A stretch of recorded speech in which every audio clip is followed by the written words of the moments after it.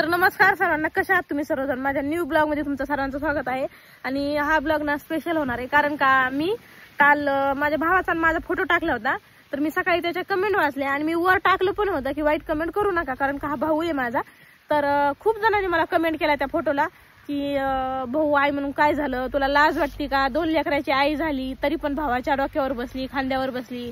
मी आजपर्यंत असं कुणाचंच एका दादाने तर कमेंट केली, थांबा ना, तर एका दादाने तर मला अशी कमेंट केली की मी दादाच म्हणून बोलणार आहे, लोखंडे साहेब चिडलेले पण मी दादाच म्हणून बोलते। एका दादाने मला अशी कमेंट केली की मी आजपर्यंत असं बहीण भाऊ कुठंच बघितलं नाही की एकमेकाच्या हाताला धरणं, धिंगाणा घालणं किंवा एकमेकाच्या मांडीवर बसणं, खांद्यावर बसणं, तू काही पण बोलती असं तसं त्या दादाने मला कमेंट केली। तर दादा मला हे सांगायचंय, कसं आहे माहितीये का, आपण एका आईच्या पोटी जन्म घेतलेला असतो आणि बहीण भावांमध्ये आपण लहानाचे मोठं सोबत झालो।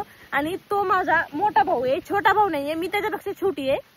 तो फक्त वाटत नाहीये मोठा म्हणून, मी छोटी आहे आणि तो माझ्यापेक्षा मोठा आहे। आणि आम्ही अशीच आहे बहीण भाऊ, मला 3 भाऊ आहेत आणि आम्ही तिघं पण असेच आहे की आम्ही एकमेकांना, माझ्या भावाची मुलगी आता, मोठ्या भावाची तर मुलगी आता 14-15 वर्षाची आहे, तरी पण आम्ही ना एकत्र, माझ्या मिस्टरांना विचार कसं राहतो आम्ही, लोखंडे साहेब आपण कसं राहतो आम्ही।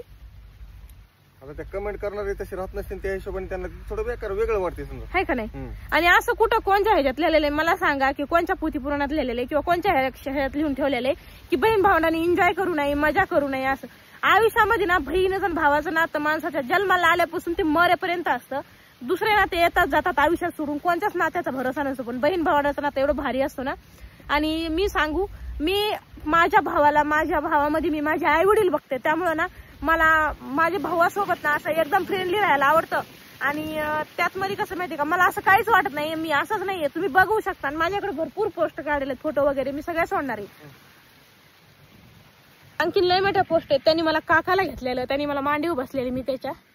तर तुम्हाला हे बघा, तुमची विचार करण्याची क्षमता आहे, तुमची बुद्धी आहे, ते मला काहीच फरक पडत नाहीये।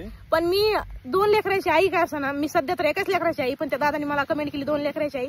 तर दादा मला तू आंटी किंवा काकू जरी मला ना तरी मला फरक पडत नाही, कारण का तुम्ही मला 16 वर्षाची पोरगी म्हणल्याने माझं काही वय कमी होणार नाही किंवा 70 वर्षाची आंटी म्हणल्याने माझं काही वय वाढणार नाही, त्यामुळे मला काही फरक नाही पडत आहे। आणि तुम्ही कमेंट केल्या काही केल्या तरी हे बघा, मी म्हातारी जरी झाले ना, म्हातारी काठीवर जरी टेकत आले ना, मी तर एवढं देवाला प्रार्थना करते की देवा मी काठीवर आले ना तरी माझे भाऊ आयुष्यभर माझ्या अशीच सोबत राहू दे।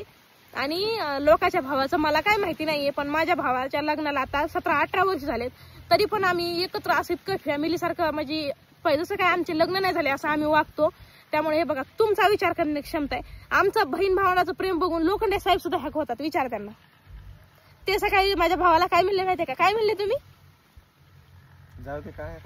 ते माझ्या भावाला म्हणले की तुम्ही एवढे एकमेकाला भांडता। माझ्या भावाला सांगत होते, तुमची बहीण तुम्हाला एवढी भांडती, एवढा फडाफडा बोलती, तर एकमेकाला तुम्ही इतकं फडाफडा बोलता आणि 10 मिनिटात लगेच तुम्ही एकदम नॉर्मल होता, कसं काय होता। ह्यालाच तर खरं बहीण भावंडाचं प्रेम म्हणतात, माहितीये का। जिथं चुकतं ना तिथं बोलायचं पण असतं। माझं चुकलं ना माझे भाऊ मला समजून सांगतात, त्यांचं चुकलं ना मी पण त्यांना बोलते। पण आम्ही असं कधीच आजपर्यंत, मला जसं कळतं ना तसं आजपर्यंत कधीच आम्ही एकामेकावर कधी रुसलो नाही किंवा कधी फुगलो नाही। आणि आमचं प्रेम आयुष्यभर असंच राहणार आहे। हे ज्याला पटतंय त्यांनी मला कमेंट करून सांगा, आणि तुम्ही पण असेच राहता का। आणि मला ते एवढं वाटतं की बहिणीला भावाकडून एवढीच अपेक्षा असते, धन दौलत, तसं सांगते ना। आणि बहिणीला एकच अपेक्षा असते, भावाने आयुष्यभर साथ द्यावा, सुखा दुखात उभं राहावा, किंवा तुम्ही प्रॉपर्टी हिस्सा द्यावा किंवा तुम्ही 10,000ची साडी घ्यावा, अशी काहीच अपेक्षा नसते बहिणीला, माहितीये का। त्याच्यामुळे मला वाटतं जसं मला माझ्या भावाकडून अपेक्षा नाही, तसं तुमच्या पण बहिणीला अपेक्षा असतात। प्लीज तर त्या कमेंट करताना थोडा विचार करून करा ना। लोखंडे साहेबाला सख्खी बहीण नाहीये, त्यामुळे त्यांना बहीण भावंडाच्या प्रेमाचा काय अनुभव नाही आणखीन, कारण का बहीण भावंडाचं प्रेम काय असतं, नातं काय असतं, कारण का बहीण असली ना त्याला अनुभव असतो। आणि त्या दादाने मला कमेंट केली, त्या दादाला 100% बहीण असणार आहे। तर दादा मी एवढं सांगन तुला की ज्याला बहीण नाही ना त्याला तू विचार की तो बहिणीच्या प्रेमासाठी किती तरफडतो ती। हे जगात ना सगळ्यांचं प्रेम भेटतं माणसाला, पण आई वडिलाचं आणि बहिणीचं प्रेम भेटायला ना खूप मोठं नशीब लागतं।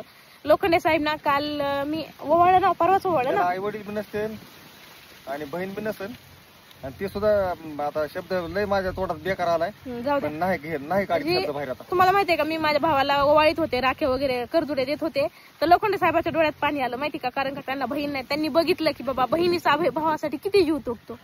तर बस मग तुम्हाला जसं वाटन तसं वाटन बघा। आता कमेंट माझ्या सहमतीस कोणी माझ्या बोलण्यास त्यांनी कमेंट करून मला सांगा, ताई तुम्ही बरोबर बोलला म्हणून।